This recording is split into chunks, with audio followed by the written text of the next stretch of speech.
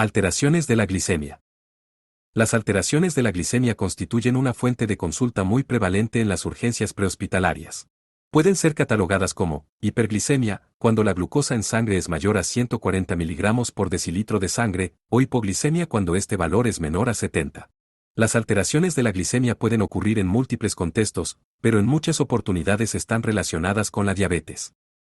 Diabetes mellitus. La diabetes mellitus es la condición metabólica más frecuente. Se define como un defecto en el metabolismo de la glucosa, ya sea por mal funcionamiento pancreático o alteración del receptor de insulina. El diagnóstico de diabetes se realiza con pruebas de laboratorio, sin embargo con niveles de glucosa en ayunas sobre 140 mg por decilitro de sangre o en cualquier momento sobre 200 mg por decilitro de sangre, sin causa aparente, el índice de sospecha es alto. La diabetes mellitus supone un mayor riesgo de contraer otras enfermedades crónicas no transmisibles, por ejemplo, enfermedad coronaria o accidente cerebrovascular. Además, las complicaciones de otras condiciones patológicas como la sepsis son más comunes y severas que en personas previamente sanas. Existen tres tipos comunes de diabetes mellitus. La diabetes tipo 1, o juvenil, se inicia a edades tempranas, posee un componente genético importante y se debe a daño en las células pancreáticas.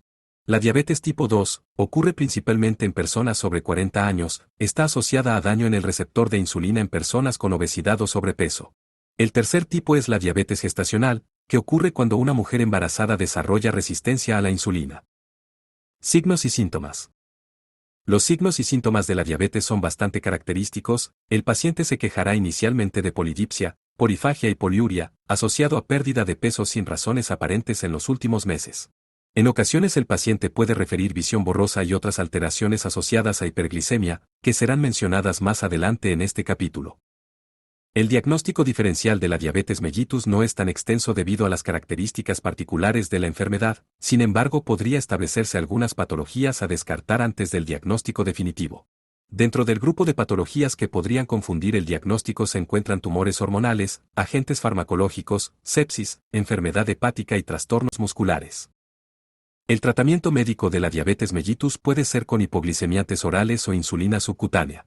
Los hipoglicemiantes orales más comúnmente encontrados en atención prehospitalaria son metformina, que actúa reduciendo la formación de glucosa basal y postprandial, y glibenclamida, cuya acción es incrementar la secreción de insulina. Por lo tanto, una diferencia importante entre ambas es que la metformina no es capaz de generar hipoglicemia, a diferencia de la glibenclamida.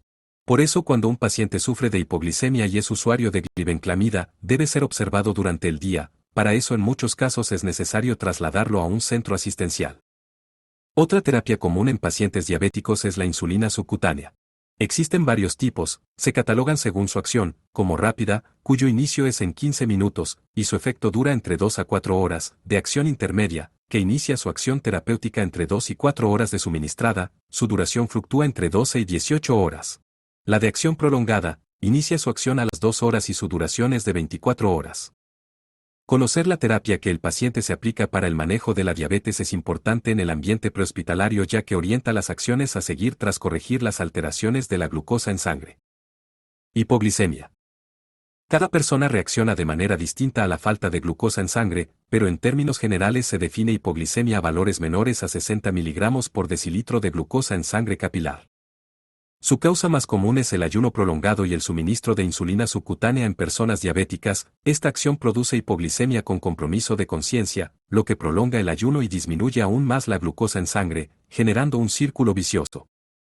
En el caso de hipoglicemia postprandial en personas sin antecedentes de diabetes, algunas causas posibles son hiperinsulinismo, por ejemplo, en pacientes post-cirugía bariátrica, enfermedad hepática y tumores endocrinos pancreáticos hipersecretores. Cuando una persona es afectada por hipoglicemia, el organismo reacciona para generar energía y aumentar los niveles de glucosa capilar por vías alternativas. Esto genera una serie de signos y síntomas. La primera respuesta del organismo a la hipoglicemia es la reducción de la secreción de insulina. La segunda reacción es el incremento de la secreción suprarrenal de catecolaminas para aumentar la glicemia. Esto se evidencia en el paciente como taquicardia, hipertensión, agitación, palidez y diaforesis.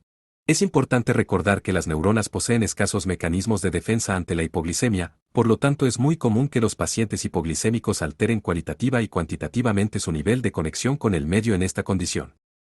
Los signos y síntomas de la hipoglicemia son muy característicos en forma como en progresión.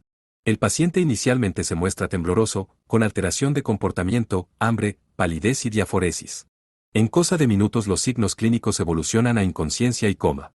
De no ser corregida la situación, el cuadro evolucionará con convulsiones, sopor profundo y muerte. Diagnóstico diferencial. Habitualmente el paciente diabético conoce su sintomatología y corrige la hipoglicemia comiendo antes de perder completamente la conciencia.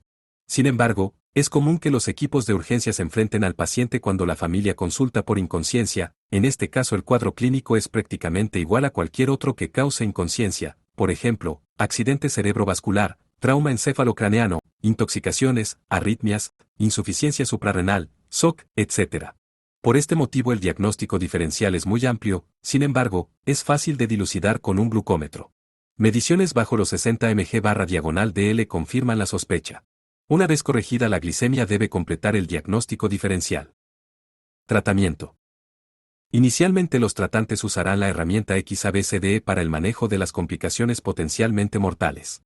Siempre que se encuentre frente a un paciente inconsciente obtenga un valor de glicemia capilar, incluso en pacientes traumatizados, debido a que la causa del trauma pudo ser la hipoglicemia. Si se confirma la hipoglicemia, sea cauto en el manejo del resto de las complicaciones pesquisadas, ya que existe gran probabilidad que el paciente corrija las complicaciones al corregir la glicemia. Por ejemplo, si el paciente se encuentra inconsciente con respiración ruidosa y con hipoglicemia, realice maniobras manuales de permeabilización de la vía aérea y corrija la glicemia antes de intentar manejo avanzado con intubación orotraqueal o máscara laringea, pues el paciente puede volver a su condición basal tras la intervención con glucosa endovenosa. Si el paciente aún está consciente, intente suministrar vía oral alimentos ricos en glucosa, por ejemplo, mermelada o directamente azúcar. Cuando el paciente se encuentra inconsciente, el suministro de glucosa debe ser vía endovenosa en razón a 0,5 a 1 gramo por kilo de peso corporal hasta obtener valores normales de glicemia. Evite la hiperglicemia. Algunos pacientes diabéticos tienen indicado el uso de glucagón como agente hiperglucemiante en caso de urgencia. Evite el uso de glucagón en pacientes con insuficiencia hepática por los bajos niveles de glucógeno que exhiben. Tras la recuperación de los niveles de glucosa, considere traslado a un centro hospitalario cuando no recupere su estado basal de conciencia, no consiga una causa aparente de hipoglicemia, use hipoglicemiantes de larga vida media, por ejemplo, glibenclamida, o no tenga una adecuada red de apoyo para la alimentación durante lo que quede de día. Hiperglicemia. La hiperglicemia es un incremento de glucosa en sangre sobre 140 mg por decilitro, pero suele generar síntomas con valores sobre los 350 mg por decilitro. Puede asociarse a dos causas principales. La primera es la deficiencia de insulina y la segunda el incremento de los niveles de glucagón. En el primer caso, cuando el paciente posee deficiencia de glucosa intracelular, las células cambian la matriz energética y usan grasas, lo que produce cuerpos cetónicos, esto es llamado cetoacidosis. Cuando la causa es el incremento de glucagón, la matriz energética sigue basada en el metabolismo de la glucosa, por lo que no ocurre la formación de cuerpos cetónicos. En ambos casos la glucosa circulante en exceso es eliminada junto con electrolitos y agua vía renal, lo que produce también un desbalance hidroelectrolítico y shock hipovolémico. Dentro de los factores desencadenantes se encuentran tumores, sepsis, trauma y embarazo. Pero, sin duda, el principal factor desencadenante es la suspensión del tratamiento insulínico en pacientes diabéticos. Signos y síntomas. La sintomatología asociada a la hiperglicemia puede ser muy difusa inicialmente, contempla náuseas, vómitos, aliento cetónico, fatiga e hiperdiuresis. Posteriormente evoluciona a inconsciencia, taquipnea de tipo Kussmaul, respiración acidótica, y podría complicar el cuadro clínico con la aparición de arritmias, convulsiones, hipotensión y shock. Tratamiento.